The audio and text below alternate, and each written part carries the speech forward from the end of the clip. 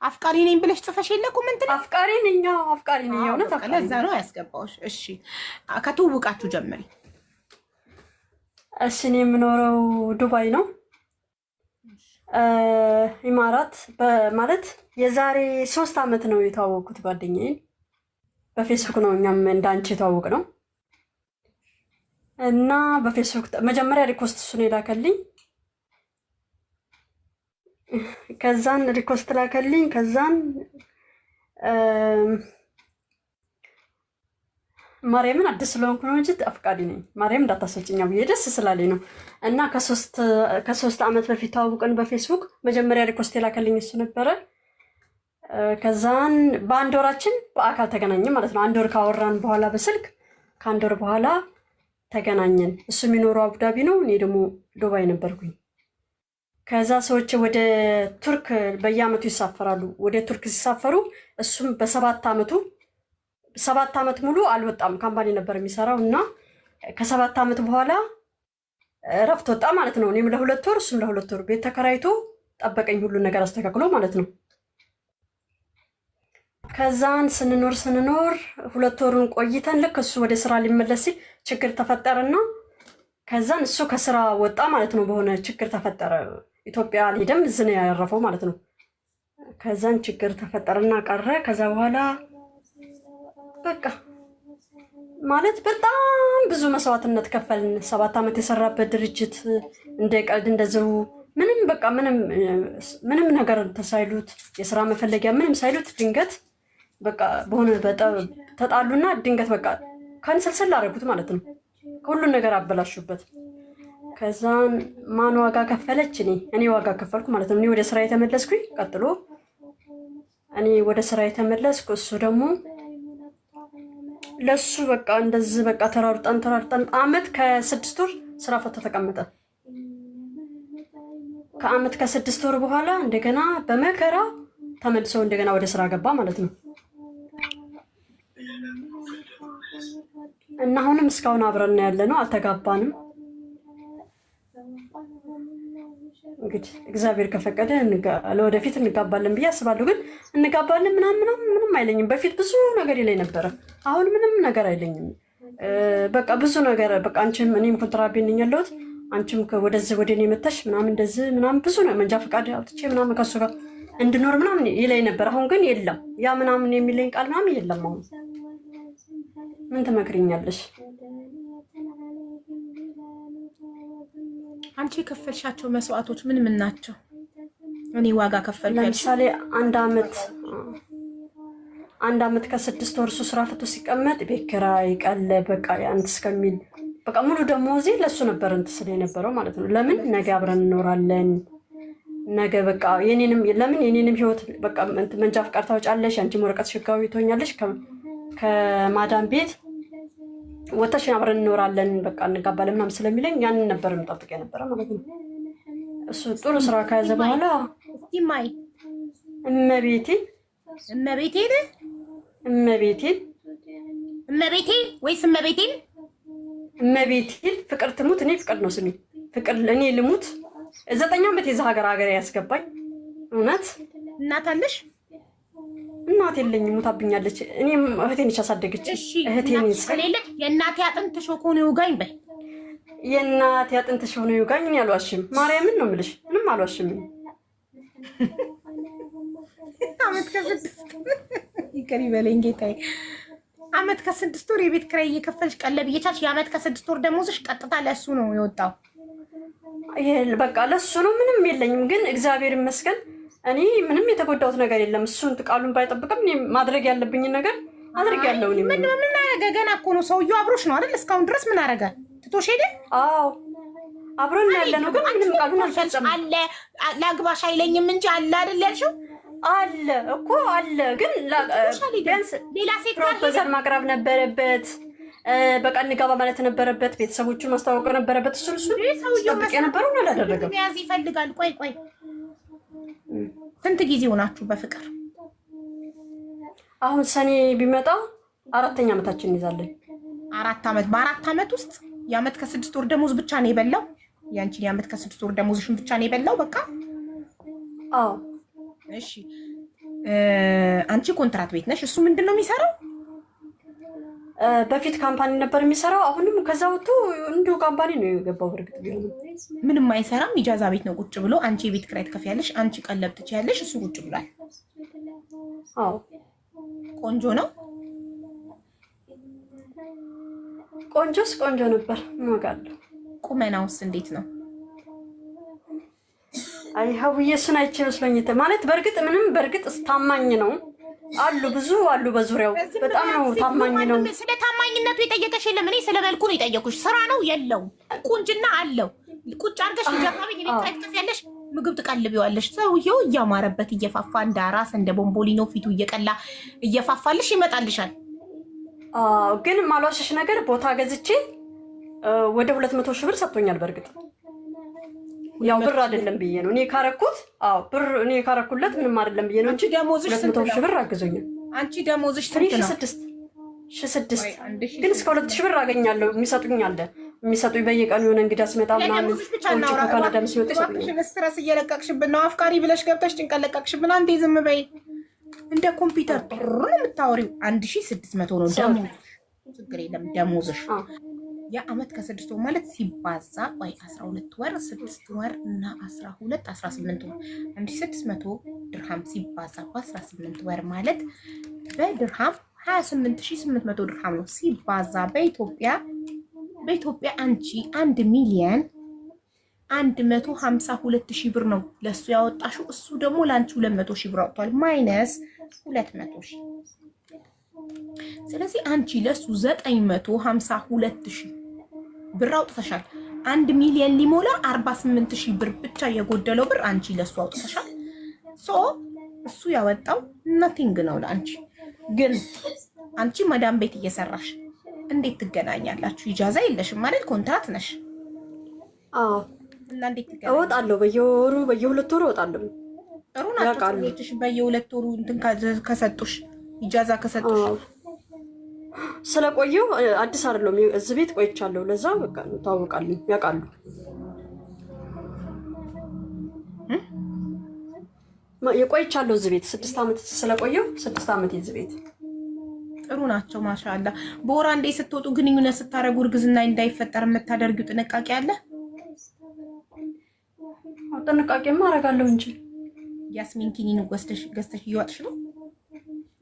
አይ ጥንቃቄ መድኃኒት አልተጠቀምም። ለወደፊት ስለማስገኝ ጥንቃቄ ያላችሁ ችግር የለውም። መንገድ አይጠበቅበትም። ዋናው ጥንቃቄ ማድረግሽ ነው። ገባሽ? ከዓላማሽ እንዳትሰናከይ። ሀገርሽ ላይ ቤት የመስራት ዓላማ ካለሽ አርግዘሽ ባዳማ አባራሽ አደጋ ላይ እንዳትወድቂ። ስለዚህ አሁን አንቺ ከኛ የምትፈልጊው ምንድን ነው? የፍቅር ታሪክሽን ሰማን። ምከሪኝ ነው ወይስ ጠርተሽ እንዳይተወኝ አስጠንቅቂልኝ ነው? ምንድን ነው የምትፈልጊው? ምከሪኝ። በቃ ምን ማድረግ አለብኝ? እኔ አሁን ውስጤ ተወዛገበ። አሁን ማለት እኔ ሴት ልጅ ነኝ፣ 9 ዓመት እዛ ሀገር ማለት ነው። ተወዛገብኩኝ። እድሜ ሴት ልጅ ነኝ። አሁን ወደ ኢትዮጵያ ደርሼ እመለሳለሁ ብያለሁ እና ሄጄ ጠቅልዬ ልሄድ ወይስ ልመለስ? በቃ ተወዛገብኩ። በቃ መውለድ አለብኝ። 9 ዓመቴ በቃ ምንም ለውጥ የለውም። በቃ እሺ፣ በጣም ጥሩ እመክርሻለሁ። እንደ ታላቅ እህት እመክርሻለሁ። እድሜሽ ስንት ነው? 9 ዓመት አረብ ሀገር ላይ ከኖርሽ በ20 ዓመትሽ ብትመጪ 29 ዓመትሽ ነው? 28 ኦኬ፣ አንድ ነው የሳትኩት እንጂ አሪፍ ነበርኩ። 28 ዓመትሽ ነው። በ28 ዓመትሽ መውለድ ብታስቢ ኖርማል ነው። ኢትስ ኦኬ፣ ትክክል ነሽ። ግን ብዙ ሴቶች ኮመንት ላይ ይጠራና እሱ የሚመከር እያሉ ነው። ቆንጆ ነው ስላልሽ ለማየት ጓጉ፣ ፎሎ አድርገው ሄደው በውስጥ ሊጀነጅኑት። ስለዚህ እሱ ከተጠራ አንቺ አደጋ ላይ ነሽ። ይቅርብሽ። ይጠራ። አረ እንደዚህ ሚዲያ ነገር እንደዚህ ምናምን አይፈልግም። እንዳይም አንቺን አሁን በቃ እንደዚህ ምናምን ሳይሽ ራሱ ጌም ስትጫወች ከሚገባ ለምንድን ደስ አይለውም? ሚዲያ ደስ አይለውም? ደስ አይለውም በእውነት። ፌስቡክም እንዳትጠቀሚ ነው የሚለኝ። ቆንጆ ሆኖ ሚዲያ የማይጠቀም በዚህ ዘመን ሚዲያ የማይወድ በጣም ታድለሻል። ባህሪማ አለው ግን መጨረሻው ነው እንጂ ባህሪ እኮ እንዳለው ብዙ ሰዎች ይነግሩኛል። ባህሪ አለው በባህሪ በኩል ግን የኔ ጉዳይ ይሄ የእድሜ ጉዳይ ነው የሚያሳስበኝ።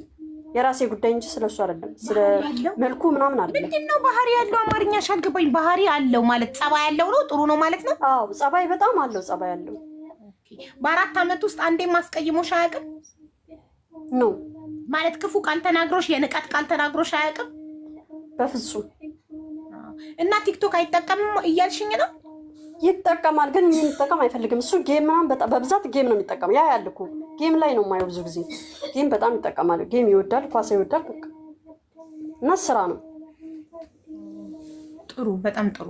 አይ ባልሽ ሚዲያ ብዙ የማይጠቀም ከሆነ ጥሩ ነው። ምክንያቱም ታውቂያለሽ የዘንድሮ ሴቶች አሁን ራሱ ኮመንት ላይ ዝም ብለው ይጠራ የሚሉት ለአንቺ ያስታርቁሽ ፈልገው ሳይሆን ይህን አጋጣሚ ነው ፎሎ አድርገው ሄደው በውስጥ ገብተው ሊጀነጅኑልሽ ነው። ገባሻ? ገባሽ? አንቺ ይህን ሰውዬ የምትፈልጊው ከሆነ ተጠንቀቂ። አንደኛ እንግባበው እና አንቺ 28 ዓመትሽ ነው። እስከ ኔክስት ይር እስከ 29 ዓመትሽ ብትጋቡ አስረግዞሽ እንኳን እሱ መልሶ መጥቶ መስራት ከፈለገ አትሊስት እድሜሽን ተጠቅመሽበታል። አርግዘሽ አንድ ነገር ልናገር፣ አዊ ይቅርታ። እሱ አሁን የሚለኝ ከገባሽ ኢትዮጵያ አርግዘሽ ነው የምትገቢ ነው የሚለኝ። እኔ ደግሞ መጀመሪያ ሽማግሌ ልኮ ከዛ ከተጋባን በኋላ ኦኬ፣ ከዛ ውጭ ግን አላደረገውም። እኔ እናት የለኝም፣ ቤተሰብ የለኝም። አንድ የተነቻለች ሳንጋባ አርግዘሽ ሂጂ ነው የሚልሽ? አዎ ይሄ መኖር ነው። ምን ታደርጊያለሽ መሰልሽ? ኤምባሲ የሚባል ነገር አለ። እጁን ይዘሽ ሄደሽ ኤምባሲ መፈራረም ትችላላችሁ። አገር ቤት መግባት ካልቻለ፣ ስራው ካልፈቀደለት፣ ሁኔታዎች ካልተመቻቹለት ኢትስ ኦኬ። እጁን ይዘሽ ሄደሽ ኤምባሲ ሄዳችሁ መፈራረም ነው። ምንም ጣጣ የለም። ዘንድሮ መፈራረም ነው። ህጋዊ ባልሽ ሳይሆን እንዳታረግሽ። እሺ? አላደርጉም። እሺ ምን መሰልሽ? ነገ ብትለያዩም ልጅሽ የተወለደው በትዳር ነው። ገባሽ?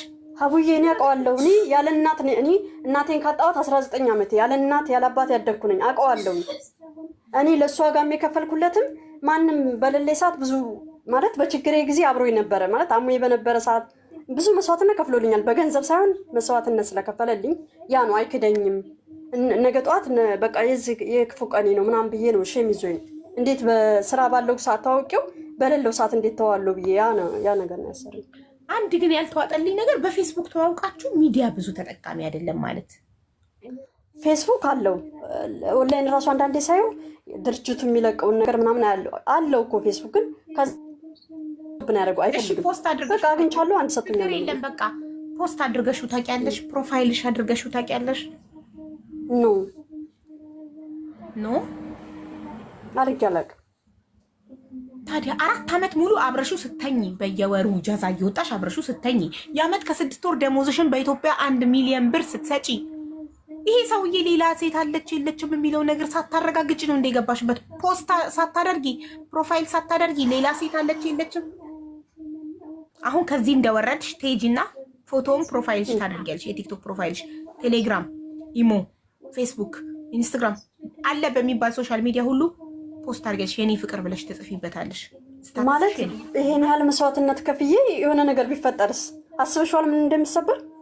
እና እንዳይፈጠር ብለሽ ታዲያ አንቺ እውነት ካለ ካላወቅኩኝ ይማግጥ ችግር የለውም እኔ ብቻ አልስማ ነው ይሄን ያህል እንዳይድብሽ ፈርተሽ ዝግጁ ልሁን ነው እንዳይድብሽ ፈርተሽ ቆይ እንደዚህ የሚያንገበግብሽ ያወጣሽው የዓመት ከ6 ወርሽ ደሞዝ ነው አብረሽ ያሳለፍሽው ጊዜ ነው። ምን አንገብግቦሽ ነው ላለመስማት ፖስት ካረግሽ ፎቶውን የሆነች ሴት አለች ትመጣለች። ስለዚህ ፊሊንግሽ ውስጥሽ የሆነች ሴት እንዳለች ይሰማሻል፣ ወይ ደግሞ ሴቶች እንዳሉ ይሰማሻል። እንዳይመጡ ስለምትፈሪ ነው ማትፖስችው። ከመጡ እንዳትለያዩ ስለምትፈሪ ነው።